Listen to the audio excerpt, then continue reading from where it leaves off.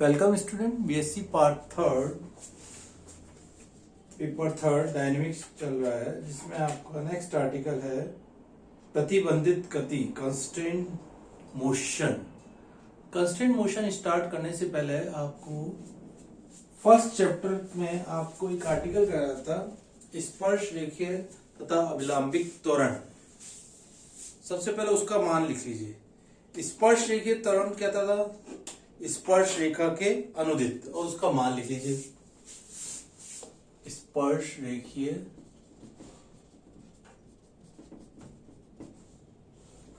त्वरण बराबर आया था, डायग्राम भी बना लेते हैं।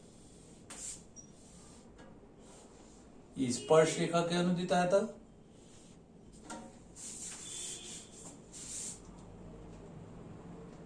उसका मान भी निकाला था आपने।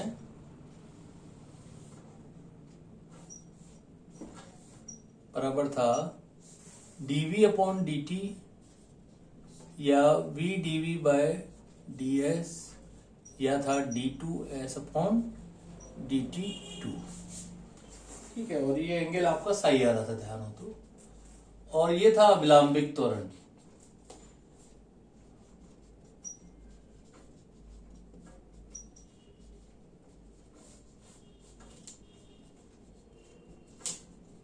v स्क्वायर बाई रो, याद हो तो। ये अपने फर्स्ट चैप्टर में किया था।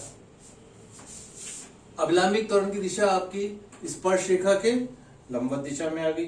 तो इस प्रकार आपने निकाला था, ये आपकी स्पर्श रेखा की दिशा में ले लीजिए, टी एम ले ले यदि इसको टीपी की दिशा में, और ये था टीपी के लंबवत।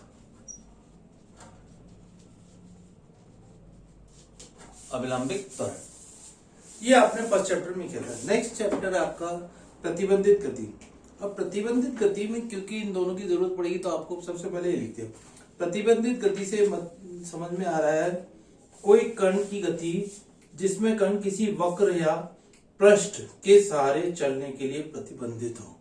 अर्थात कोई पार्टिकल, जैसे कोई टायर है, तो उसके अंदर चल रहा है या बाहर की तरफ, बाहर चलेगा तो उसके सहारे चलेगा, इसी पर अंदर भी चलेगा तो उसके अंदर अपन किसी वेग से प्रोजेक्ट करेंगे या प्रशिफ्ट करेंगे, तो उसके आधार पे उसका मान निकलेगा। तो क्या, किसी कण की ऐसी गति जो वक्र या पृष्ठ के सहारे चल रही हो, जैसे गोला या चक्रज के अंदर या बाहर की ओर कण की गति। तो ये तो कहलाती है अपनी प्रतिबंधित गति। इसकी परिभाषा आपको क्योंकि 2-3 बार आई हुई है, ये याद रखनी है। मेन आर्टिकल है इसका, एक चिकने ऊर्ध्वाधर वृत्त या सबसे पहले वृत्त के अंदर की ओर, वृत्त के अंतर तल की ओर कण की गति। हेडिंग डाल लीजिए, motion of A particle inside the smooth vertical circle.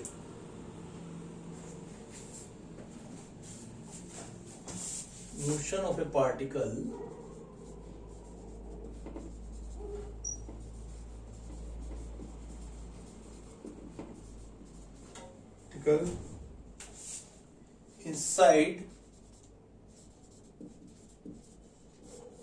inside of a smooth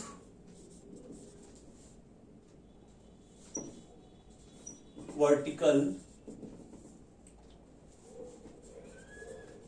circle या स्फीयर। इनसाइड का मतलब वृत्त के अंदर की ओर गति है। एक चिकने ऊर्ध्वाधर वृत्त या गोले के अंत्य तल की ओर कण की गति का अध्ययन कीजिए। अंदर अंत्य तल की ओर, इसका मेन ध्यान रखना है। 2 आर्टिकल इस पे, इनसाइड और आउटसाइड। पहले हेडिंग लिख लीजिए, एक चिकने ऊर्ध्वाधर वृत्त के सबसे नीचे के बिंदु से किसी वेग से कण को फेंका गया।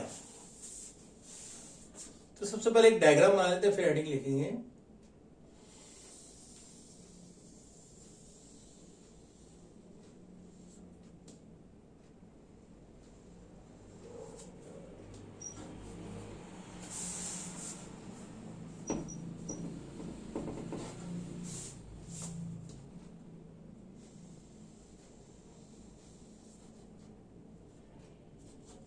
ये कोई आपको वृत्त दे रखा है, इसका ये व्यास दे दिया मान लीजिए,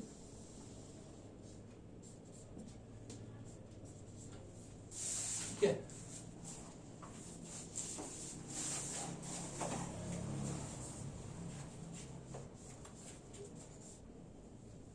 यहाँ पे लिखिए ऊर्ध्वाधर वृत्त, वृत्त या गोले के अंतः तल की ओर कण की गति।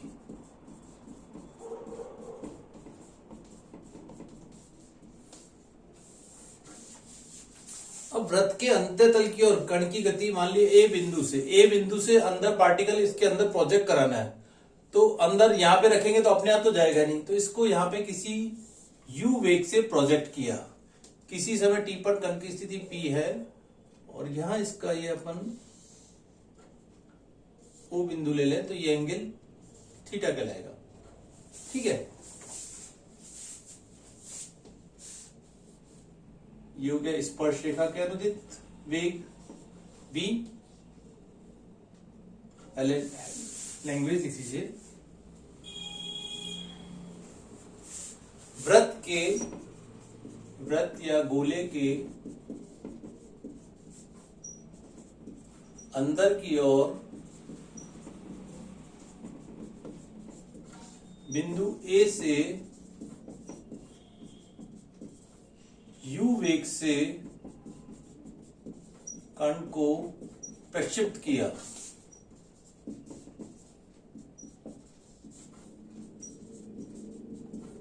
किसी समय t पर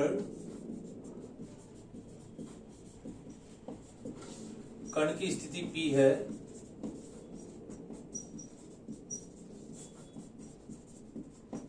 जहां AP इजगल टू S।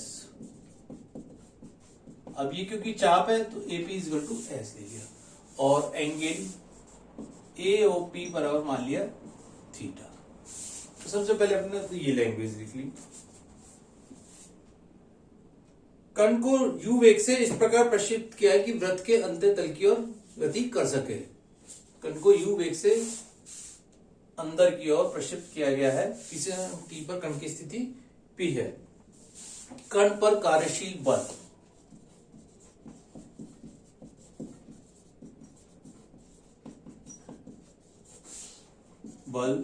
निम्न प्रकार है,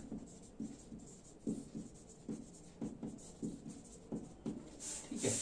अब प्रतिबंधित गति अंत्य तल की ओर ध्यान रखना है, तो आपका सबसे पहले तो अपन ले लें वेट, mg सदैव नीचे की तरफ, नीचे की ओर,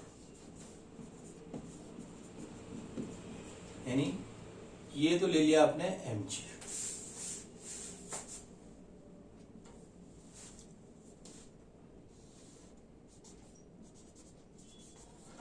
इसको यदि डॉट डॉट से आगे बढ़ाओ, ये एंगल थीटा है तो ये एंगल भी क्या होगा, थीटा होगा, ठीक है। दूसरा लीजिए वृत्त की प्रतिक्रिया,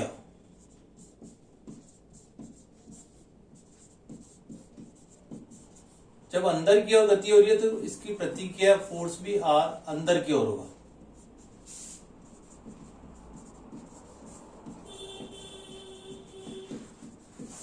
इसको अपन नीले पेन से देखते हैं, इस दिशा में हो गया R, कैपिटल R, इसको और क्लियर,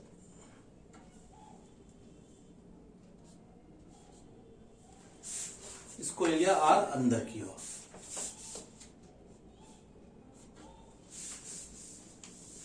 ये किसके अनुसार है, जैसे जैसे उसकी कण की गति चल रही है तो R अंदर की ओर हो गया, बाहर होगा तो R उसके इस पे बाहर की ओर होगा, ठीक है। सबसे पहले आपने ये देख लिया। अब वृत्त का समीकरण निकालना है, उसके लिए आपको ये दोनों कंडीशन लेना पड़ेगा कण का समीकरण निकालने के लिए। तो सबसे पहले स्पर्श रेखा के अनुदित कण का समीकरण निकालेंगे, फिर अभिलंबिक दिशा में कण का समीकरण निकालेंगे। स्पर्श रेखा के अनुदित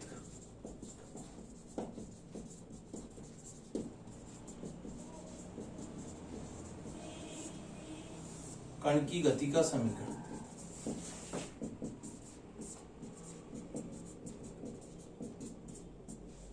स्पर्श रेखा कौन सी है? ये वाली। ये तो कौन सी है? नॉर्मल। ये है आपकी स्पर्श रेखा। तो स्पर्श रेखा के अनुदित कौन सा त्वरण है? mv dv by ds। और इसके बराबर लिखेंगे इक्वेशन जो भी आपके फोर्स है। इस दिशा में जो जो होंगे वो इसकी दिशा में पॉजिटिव हो जाएंगे, अदरवाइज नेगेटिव हो जाएंगे। जैसे ये mg, ये थीटा एंगल है, ये थीटा, तो ये इस दिशा में क्या हुआ? mg cos ऑफ थीटा हो जाएगा और इस दिशा में mg sin थीटा आएगा। तो ये नीचे की दिशा में हो गई। mg cos थीटा इस दिशा में आ रहा है, mg sin theta negative sine के साथ, क्योंकि नीचे आ रहा है। ये ध्यान रखना है आपको, ठीक है ना। mg cos theta mv dv by ds इस दिशा में आ रहा है। अब यहां पे आप चाहें तो लिख लेते हैं, इसको रेड पेन से इंडिकेशन कर देते हैं, क्योंकि आपने त्वरण किया था इस दिशा में, स्पर्श रेखा की दिशा में। ये आ गया अपना त्वरण। इसको लिख लेते हैं mv dv by ds। और mg cos थीटा इस दिशा में, mg sin थीटा इस दिशा में आएगा, तो वो अपने आप नेगेटिव हो जाएगा जो उस दिशा में होंगे। और r का मान तो यह लिखेंगे नहीं, क्योंकि एंगल cos का 90 बना रहा है, तो वो 0 हो जाएगा। तो एक समीकरण तो आपके पास ये आ गई।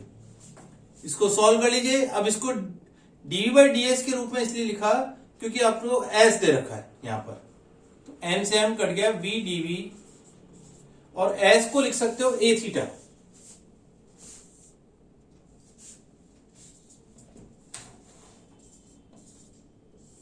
तो ds क्या बन गया? a d theta. तो v dv इक्वल टू हो गया माइनस का a g साइन थीटा और d थीटा। सेपरेट कर दिए वेरिएबल भी साथ के साथ, v की एक जगह ले लिया और थीटा के एक जगह ले लिया, इंटीग्रल कर दिया। अभी इसको मिटा देते हैं और एक v स्क्वायर बराबर नेक्स्ट उसमें जरूरत पड़ेगी, तो चलिए इसकी सीट में ले लेते हैं।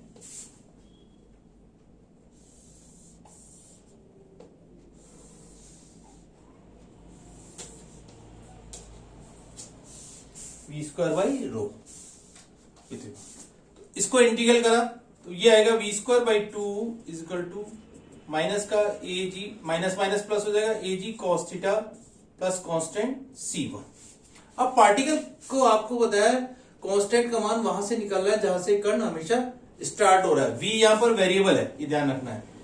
एट a या a पर थीटा का मान क्या है? 0। t का मान क्या है? 0। और v का मान भी क्या है? 0।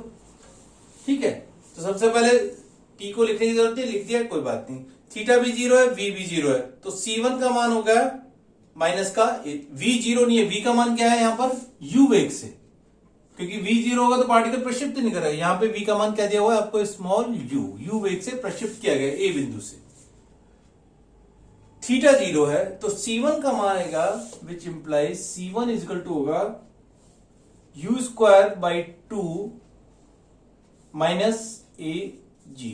थीटा बराबर 0, कॉस 0 का मान 1 हो गया। C1 का मान यहां रख दीजिए, v स्क्वायर इजिकल टू हो गया by 2 is equal to A ji cos theta plus C1 का मान रख दिया u स्क्वायर बाई 2 माइनस का ए जी, और v स्क्वायर इजिकल टू हो गया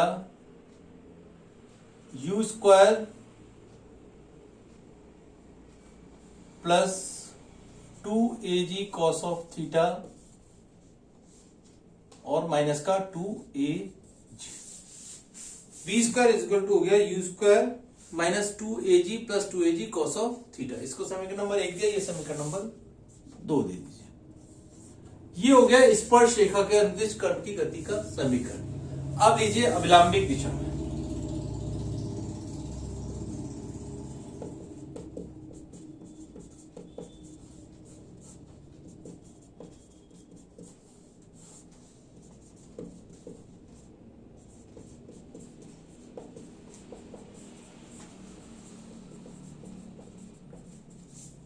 अभिलंबिक दिशा में कण की गति का समीकरण। अब अभिलंबिक दिशा कौन सी आ रही है आपकी? ओपी की दिशा में, ओपी की दिशा में जो है, तो सबसे पहले अभिलंबिक, अभिलंबिक दिशा कौन सी होगी, ये भी आप रेड पेन से कर देते हैं।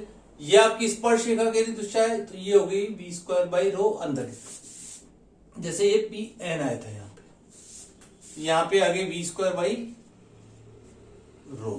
तो वी स्क्वायर बाय रो के बराबर आपको कण की गति का समीकरण लिखना है हमेशा। जैसे पहले आर्टिकल में किया था आपने, जब भी फर्स्ट चैप्टर में जो भी समीकरण लिखते थे उसके बराबर लिख रहे थे, उसी प्रकार यहां पर भी इसके बराबर लिखना है।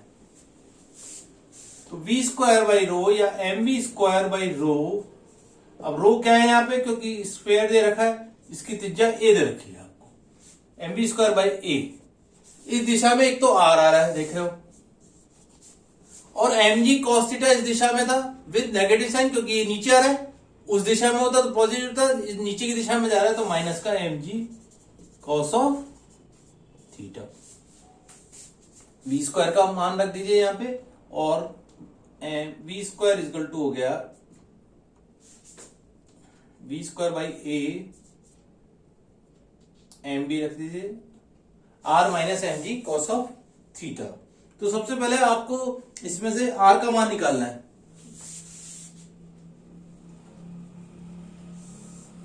आर इजकल टू लिख लिया आपने M by A V square plus M by A common लिया, एम तो A ji cos of theta. ये उधर चला के पॉजिटिव हो गया, एम तो कॉमन आ गया, ए से भाग दिया तो ए से गुणा भी होगा, तो v square by plus a ji cos of theta. और वी स्क्वायर का मान समीकरण 2 से रख दीजिए यहां पे, m by A, we square का मान रखा u square plus 2 cos of theta minus 2 plus cos of theta. तो आर इज इक्वल टू हो गया अपने पास m by a u square minus 2 plus 3 cos of theta. ये समीकरण नंबर आ गई मेन 3। तो अपने पास अभी आपने केवल स्पर्श रेखा की दिशा में और अभिलंबिक दिशा में कण की गति का समीकरण निकाला है। अब इसका मेन आर्टिकल यहां से इसके बाद स्टार्ट होगा। इन दोनों का मान निकालने के बाद अब इनका यूज होगा। तो इन दोनों को आप सबसे पहले लिख लीजिए, यहां से मिटा देते हैं इन दोनों के समीकरण को, और ये डायग्राम ऐसी चीज अभी रहने दीजिए, डायग्राम की जरूरत पड़ेगी।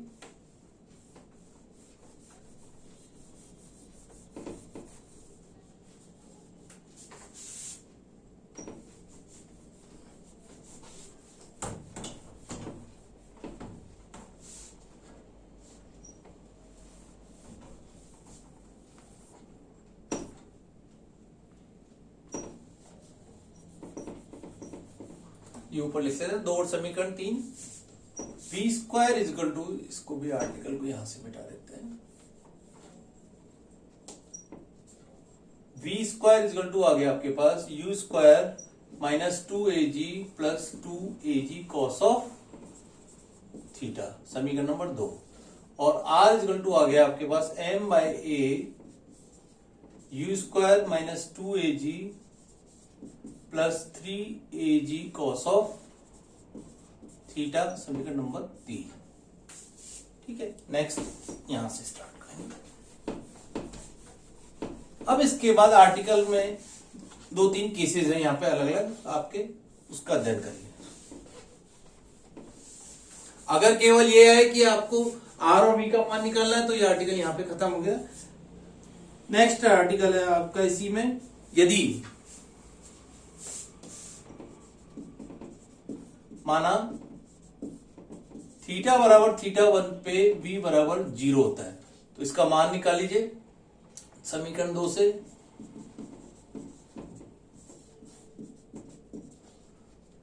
थीटा बराबर θ1 पे, तो cos θ1 हो गया आपके पास 2 माइनस यू स्क्वायर अपॉन 2 इसी प्रकार थीटा बराबर θ2 पे r बराबर 0 है, समीकरण 3 से cos थीटा 2 इजकल टू हो गया आपके पास 2AG minus U square upon 3AG।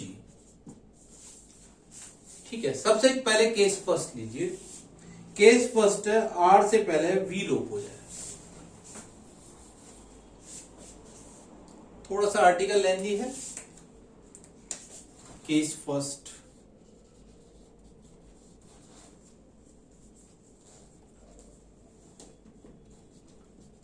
R से पहले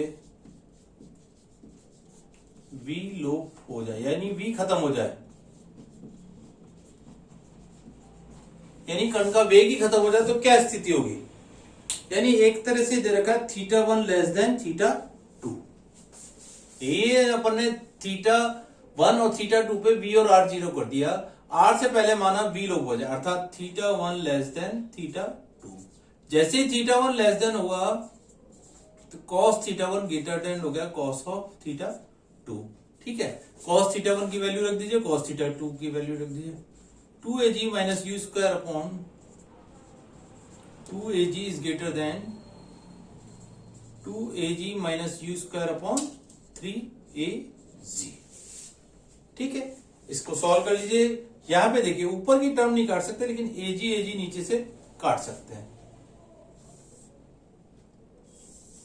विच इंप्लाइज आप इसको लिख सकते हो 6AG minus 3U square is greater than 4AG minus का 2U स्क्वायर।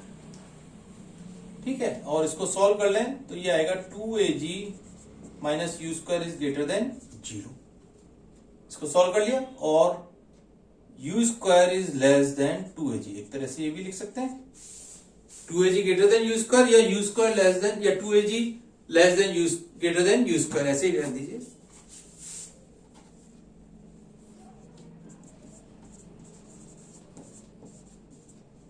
अब cos थीटा 1 पे आ जाइए। cos थीटा 1 का मान हो गया 2AG greater than you square, यानी cos थीटा 1 क्या हुआ? इसका मतलब धनात्मक आया।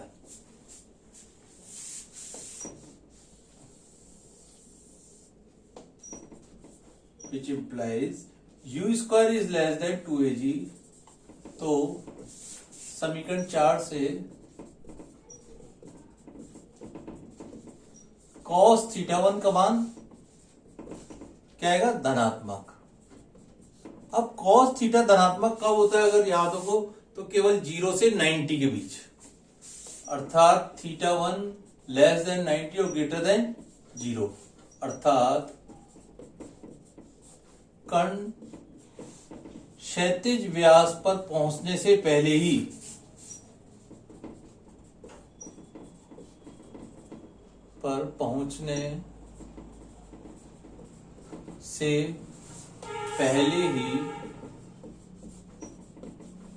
उसका वेग 0 हो गया।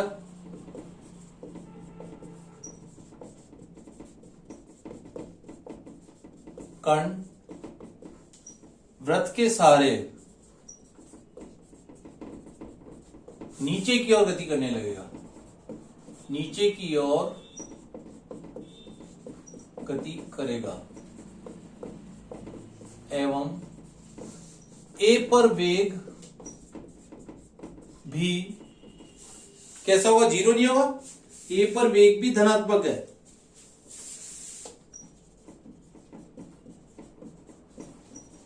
अतः कण ए के बाईं ओर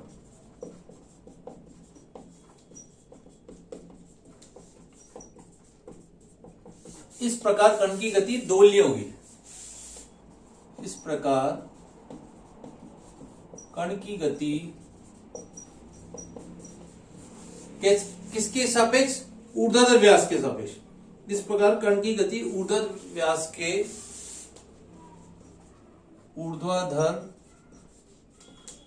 व्यास के दोनों ओर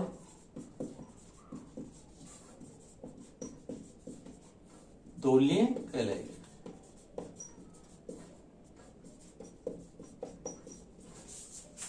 ये था केस फर्स्ट। केस सेकंड लीजिए। आर तथा वी साथ साथ लोप हुआ।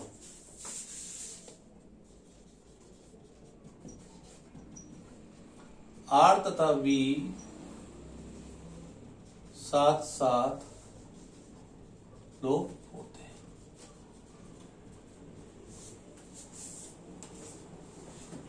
अब आर तथा वी साथ साथ लोप होते हैं, इसका मतलब दोनों ही आपके मान यहां पर 0 रहे, अर्थात θ1 बराबर θ2, विच इंप्लाइज cos θ1 बराबर cos ऑफ θ2। दोनों मान रख दीजिए यहां पे वापस से, अपॉन 3 2AG इक्वल टू दे रखा है 2AG minus U square upon 3AG। AG से AG कट जाएगा, विच इंप्लाइज आपके पास आ जाएगा 6AG minus 3U square equal to 4AG minus 2U square, which implies 2AG minus U square बराबर 0, which implies U square बराबर 2AG। U square बराबर 2AG आ गया, यानी cos θ1 बराबर 0 हो गया और θ1 θ2 दोनों ही 0 हो गए। cos θ1, अब cos θ1 0 हो गया, cos θ2 दोनों ही 0 हो गए, क्योंकि U स्क्वायर बराबर 2AG यहां रखोगे। अब ये 0 कब होते हैं? जब θ1 बराबर θ2 बराबर क्या हो? π/2,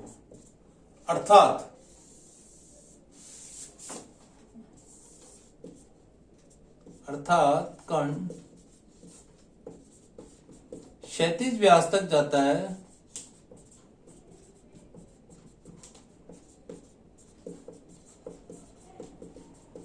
फिर क्षण भर के लिए रुकता है,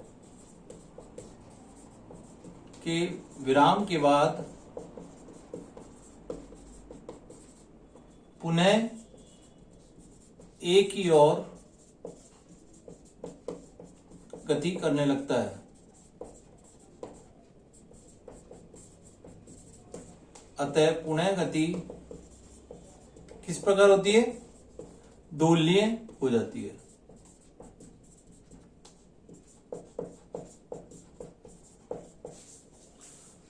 अर्थात कण क्षैतिज व्यास तक जाता है, फिर षट्भंग के विराम के बाद पुनः एक की ओर गति करने लगता है और गति दोलनीय होती है।